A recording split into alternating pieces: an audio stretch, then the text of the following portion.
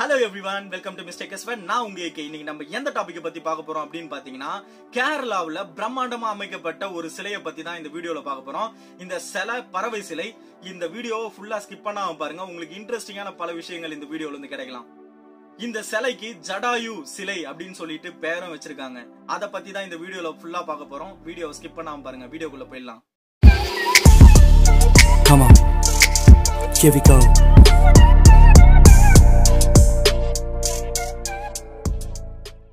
இந்த ஜடாயு சிலை எங்க இருக்கு அப்படின்னு பாத்தீங்கன்னா கேரளாவுல இருக்க கொல்லம்ன்ற ஒரு மாவட்டத்து பக்கத்துல இருக்க சடையமங்கலத்துல, அதாவது ஒரு ஃபாரஸ்டுக்கு நடுவுல இந்த கோவில் வந்து அமைக்கப்பட்டிருக்கு.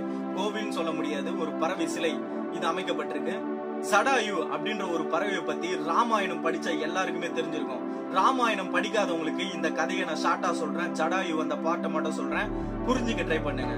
ராமாயணத்துல ராவணன் சீதையை தூக்கிட்டு போக வரும்பொழுது ஜடாயு அப்படின்ற ஒரு கழுகு அதோட உயிரையே கொடுத்து அவங்கள தூக்கிட்டு போக விடாம தடுத்திருக்கு. ராவணன் ஜடாயுவோட ரெக்கையை வெட்டி வீழ்த்திட்டு தான் இந்த சீதையை தூக்கிட்டு போயிருக்காரு.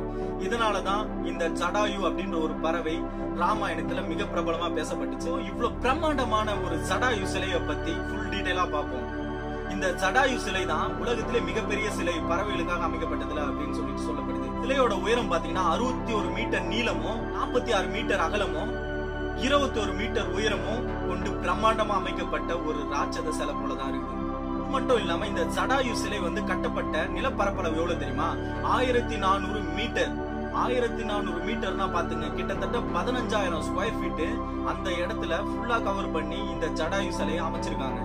சிலை அமைச்சதுக்கு பல்வேறு கருத்துக்கள் சொல்லப்படுது.